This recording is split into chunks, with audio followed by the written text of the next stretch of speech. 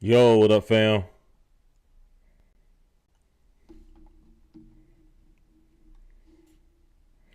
Welcome, welcome, welcome.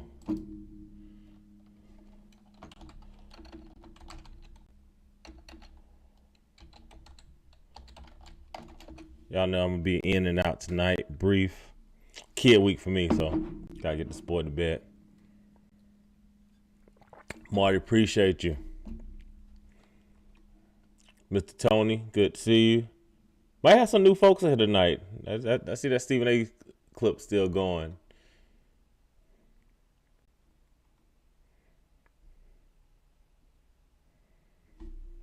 Let's see here. New pod alert. New pod dropped today.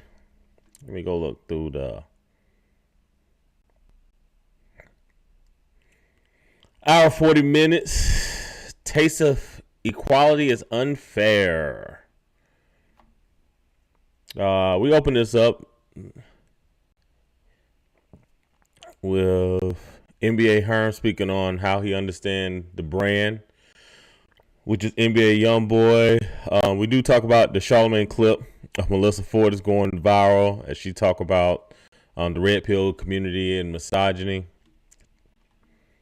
Totally disagree with that. I think we ended up speaking on that probably about 20 minutes. And basically around that, we had the discussion of, is any conversation that we have with our ladies, if it's, as I like to say it, right? Now, I don't like using the term accountability because that's become a trigger word, right?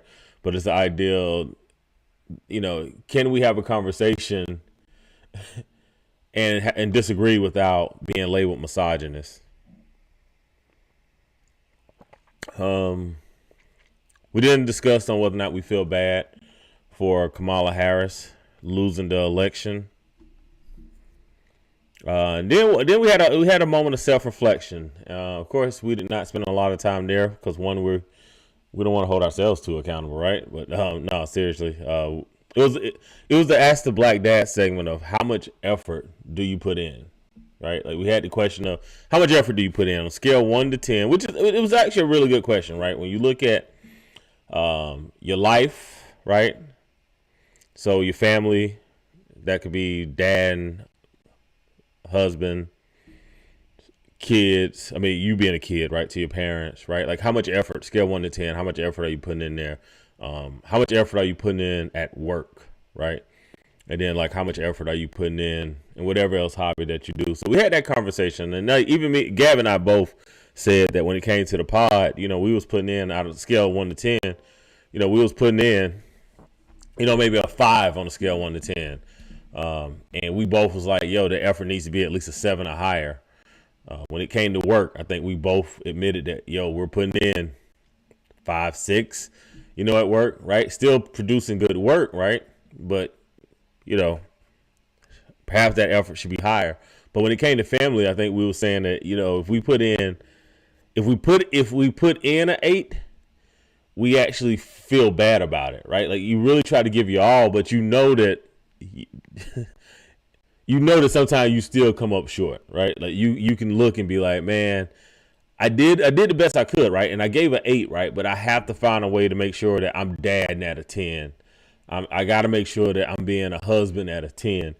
And truthfully, that's unrealistic. And we didn't get into that, but it was a good question. And I think it's a question that as men, we should keep, we need to kind of dive into that a little bit more, right? Like, if we try to be a 10 husband, if we try to be a 10 dad, right? Are we taking care of our health at a 10, right?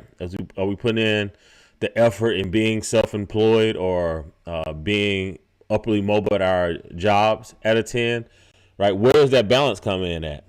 I don't think as black men we've ever had the opportunity to say, I only have a 5 to give this, right? And that being seen as okay, right?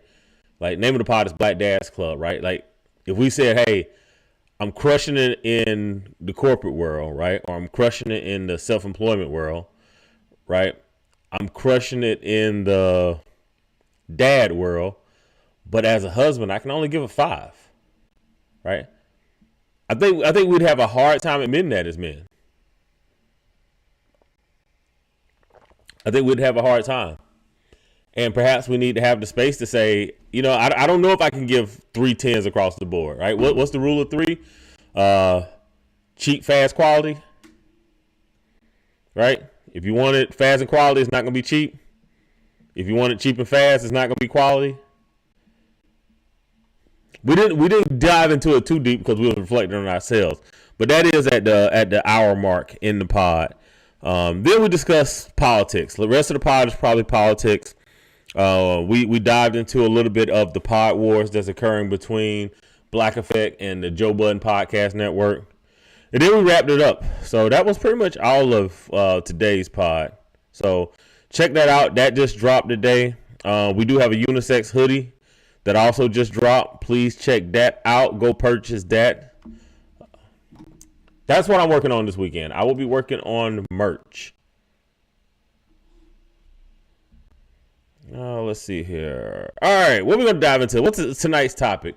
So, last week we spoke on a little bit on...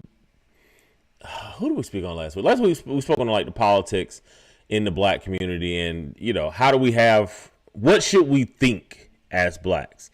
And I'm doing this thing. I'm probably going to do it for the rest of the year, probably at least through the holidays. And then next year I'll figure out if I want to switch it up. But one of the conversations that we're having now is how do we think as black people and how has that changed from when blacks was fighting during the civil rights movement? Give me a moment. Son's texting me. Right? How did that change? And one of the things that I'm finding is a lot of things that we think are new aren't new at all. And one of the biggest things is the rise of Christian nationalism, right? Not just nationalism, but Christian nationalism. And that ideal and that authority from God kind of gives me the permission to do whatever I want to do to you. Right. And that is a dangerous place to be on the opposite end of when the other person have power and they're saying, hey, this is a mandate from God that I can do this to you. Right.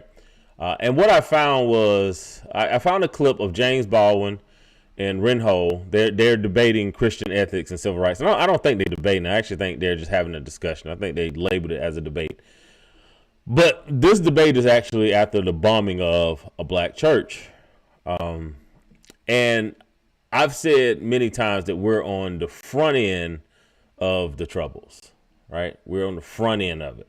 The Troubles is a period that the UK had, which actually, funny enough, was between the IRA, which was mostly Irish Catholics, and the British government, which was by and large Protestant. So even though it was a war, but almost like a civil war that was going on in the UK because Northern Ireland was trying to break away from the United Kingdom. But those lines was pretty much drawn in between by the IRA, which was mostly Catholic, and the British government, which is mostly Protestant. So it's kind of parallels because right now we have a huge swath of American, quote unquote, Christian pastors, right, that are Euro-American descent. And they're basically saying that like a lot of these things are given by God. So I'm going to start this off and then I'm going to jump to the 10-minute mark because that's where it kind of gets good. We're going to play that and then speak on that tonight. So this is fair use for anyone that's listening, fair use. And Cynthia Wesley were murdered. Later, 2 others, Virgil Wade and Johnny Robinson, were shot and killed. In remembrance of these latest martyrs in the long list of those who have died in the cause of justice and freedom, this program is dedicated. The meaning of the Birmingham tragedy. Does the missing face of Christ on this stained glass window, which survived the bombing, suggest a meaning? James Baldwin, noted author, and Dr. Reinhold Niebuhr, well-renowned theologian, will give their views. In presenting this special program, the Protestant Council insists that your view, your sense of responsibility, is the really important factor in making sure that the Birmingham children have not died in vain. And now your host. Now, one of the things that I do want to point out is that the person that blew this up probably more than likely saw themselves as a Christian, right? But because they blew up a church during this time frame, it actually was it was a deal, right? I won't say it was a big deal, but it was one of those things where America was looking at itself and saying, "Hey, do we have Christian principles or not?" Now, I won't go as far to say this was an inflection point to whereas it was the rise of fake Christianity, right? Or people realizing that Christianity no longer exists in the manner that the Klan at this time, or pastors that were members of the Klan were saying it existed, right? But this was important enough. It was important enough for James Baldwin, who is an unmarried. I won't say that he was a known not to be heterosexual male, but it was not unassumed, during this time frame. Even then, it wasn't unassumed, right? And he's having a conversation with a doctor. Now, I do wish that I believe the name is pronounced Nembar. I do wish he spoke as well as Dr. Baldwin, because some of the things that he say are mumbled. But I'm gonna go ahead and hop to like the 9-minute mark because that's where it gets good. In the other classes, that would correspond to the light of truth in the despised minority. This is a revolution, and look at the history of revolution, and you find that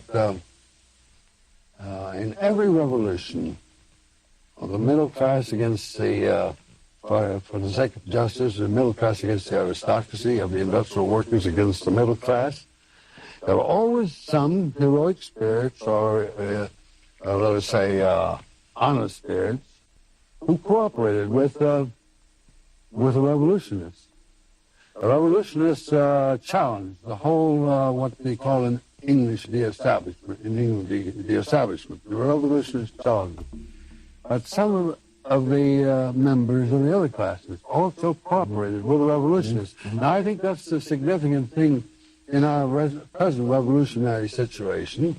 You say the Negro is the only genuine proletarian speaking socially in America. He is the revolutionist. He's got to be the revolutionist. Now, this is what caught my attention here, because last week we spoke on us as blacks having to stop being revolutionary, right? Like this ideal of blackness being like, like Dr. King, Malcolm X, Huey P. Newton, Fred Hampton, right? All these men are revolutionists, right? And I forget who said, I want to say it's Huey P. Newton, but it might have been someone else, that the only revolutionist is a dead revolutionist because they were all being murdered.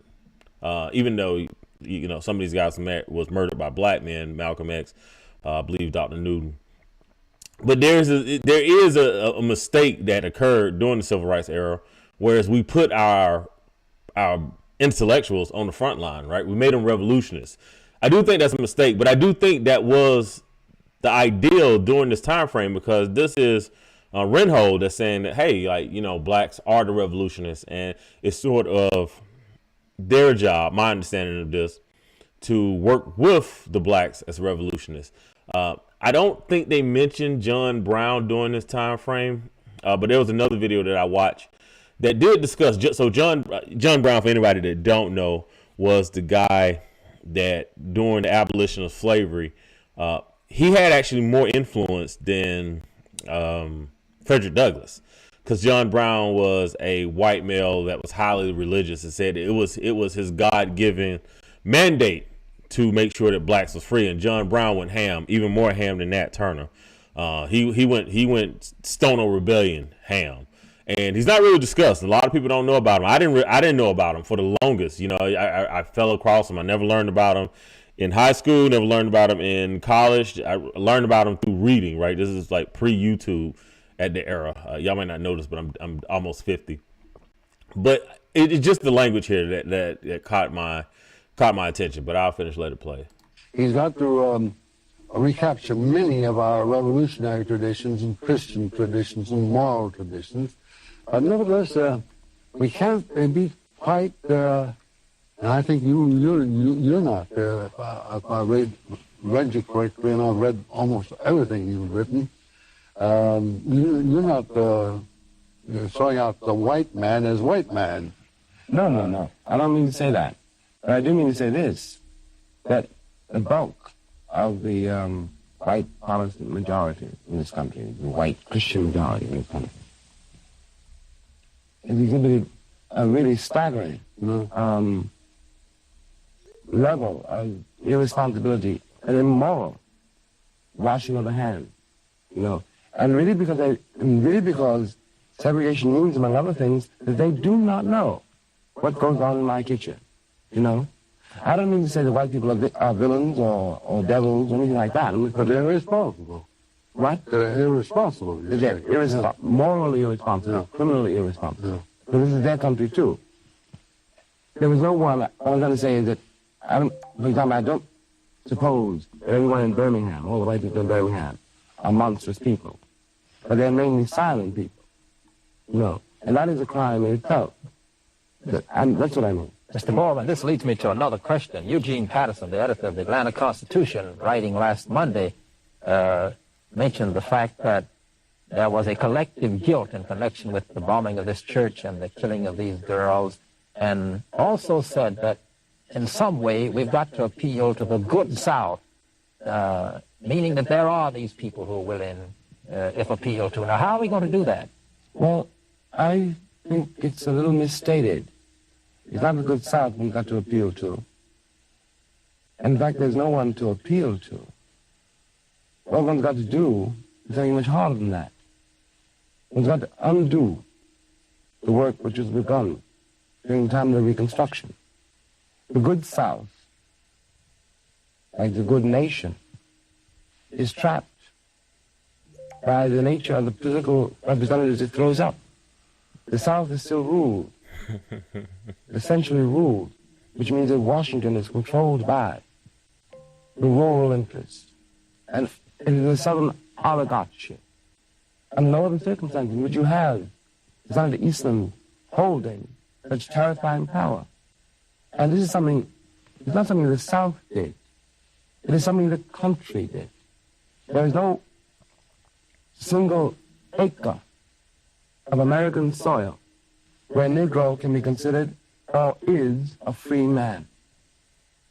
One doesn't appeal. One changes the situation. New York is a segregated city, as any city in Alabama. And so is Boston, and so is Chicago, and so is Philadelphia, and so is Detroit. It is something the country has done for more than 100 years. But not only to Negroes, but to itself. What you're saying is you're transferring collective guilt to, I think, collective responsibility. And you're saying that there are infinite gradations of responsibility. Right. And all forms of silence is itself responsibility. I think one could well compare our situation, the so-called good Americans, to the German situation in the Nazi period. Now I want y'all to listen to this next part that he's going to say. I want y'all to pay attention to this next part that he's going to say. He's going to speak about Nazi Germany and the rise of power in Nazi Germany. Who were the anti-Nazis? Well, during the occupation after the war, one of our political officers said we had all these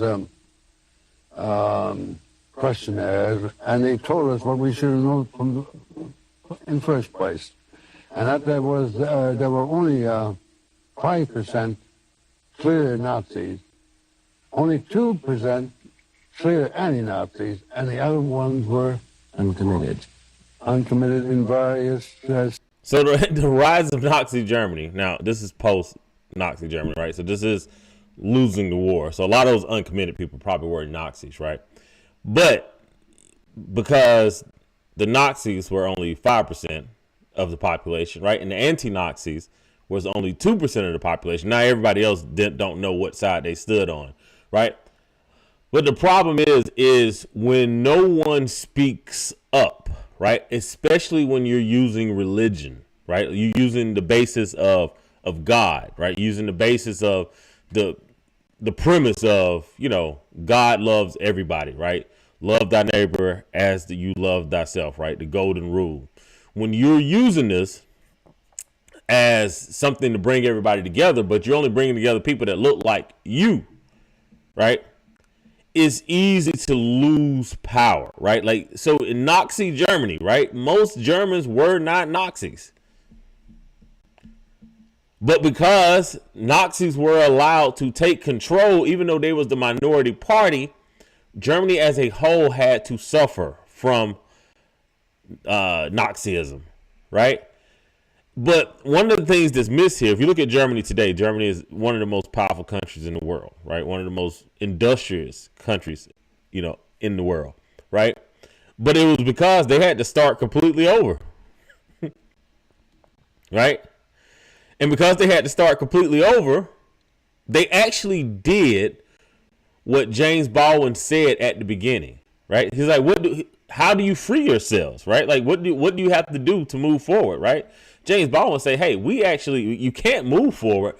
You actually got to undo everything that was done.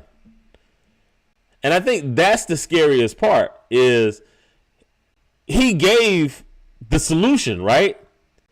And I don't think Reinhold was trying to connect the two, right? James Baldwin said, hey, the real America is trapped inside of this America, and there's no way to bring out the real America until you undo everything. Reinhold, actually, Dr. Reinhold, I should say, excuse me, Dr. Reinhold then said he brings up Nazi Germany, and he makes an example of why 5% of the population end up becoming the dominant ruling party. And when we look at Germany today, they didn't build through Nazism, right? They were bombed back and damn near into the Stone Ages.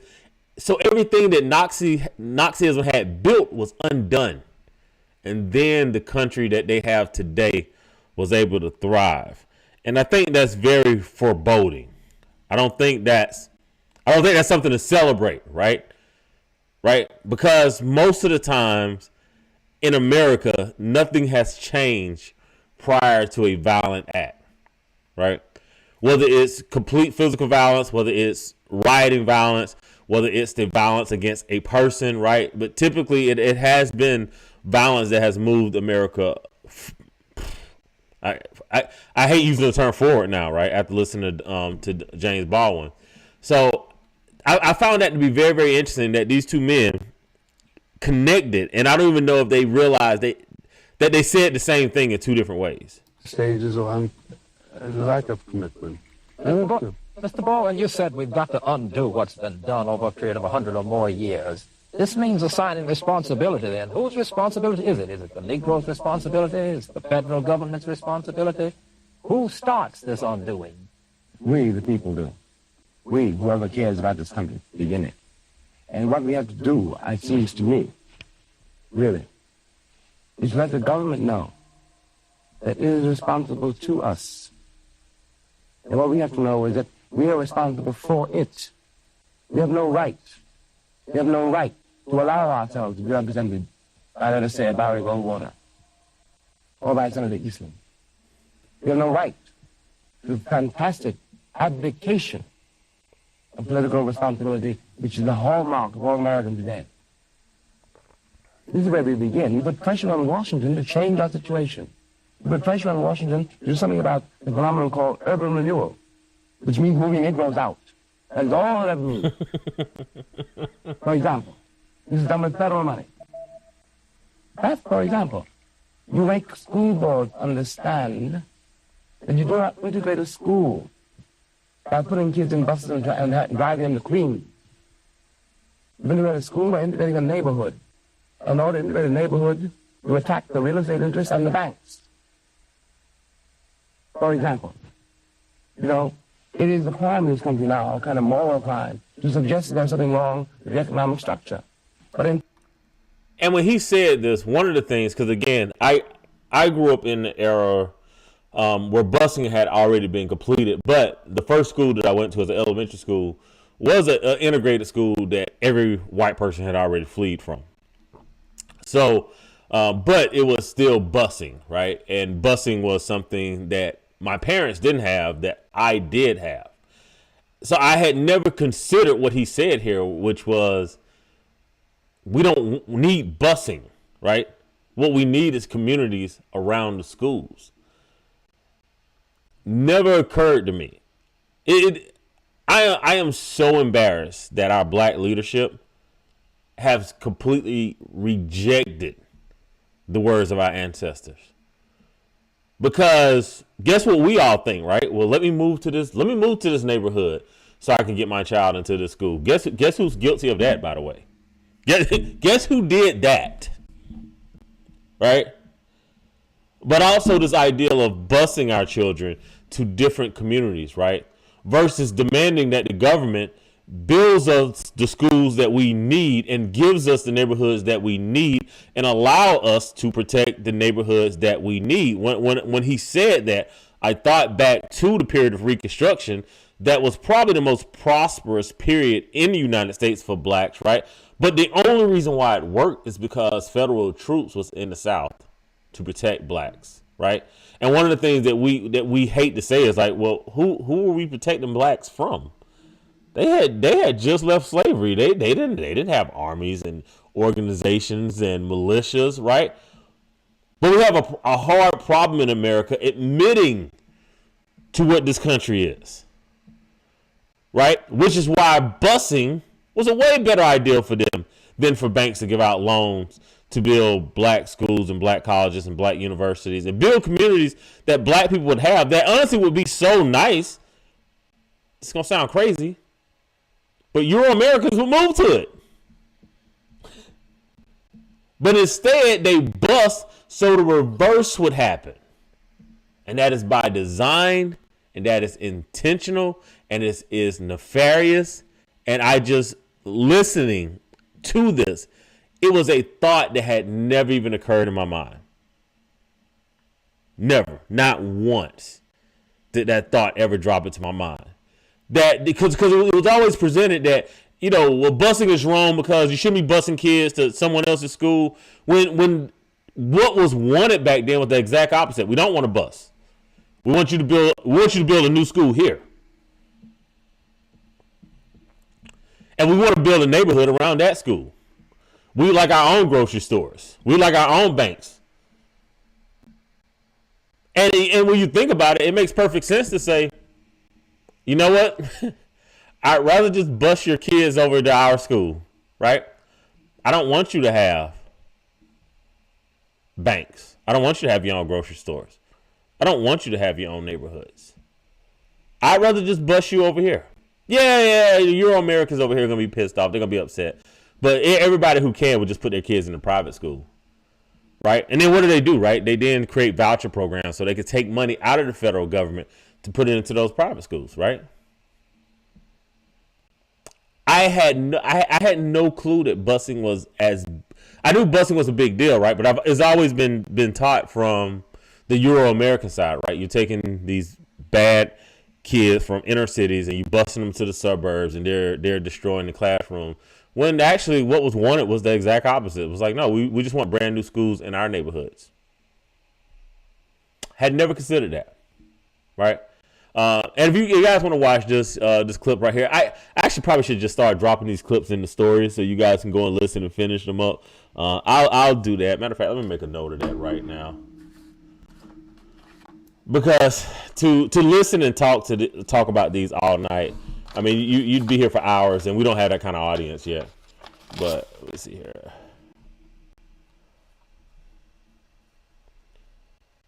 But that was all. That was all I wanted to share tonight with this clip right here. Was just the ideal of the ideal of Christian nationalism, not new. The ideal of how do you create the country that you want, right? You have to undo the country, wrapping in Germany into that conversation, and then realizing how our ancestors wanted us to move forward was through our own schools, right? Like, and we knew that, like, we know the Dr. King quote, right? I fear that with integration, I have led my people down into a burning house, right?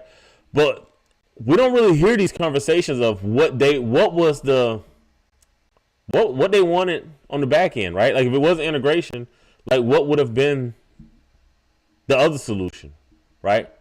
And James Baldwin goes through it right here, right? Busing was the wrong idea.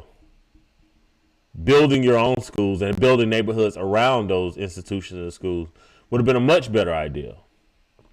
So that's all I got tonight, man. I appreciate anybody that came in. Thank you for dropping in tonight. Yeah, I know these are not long.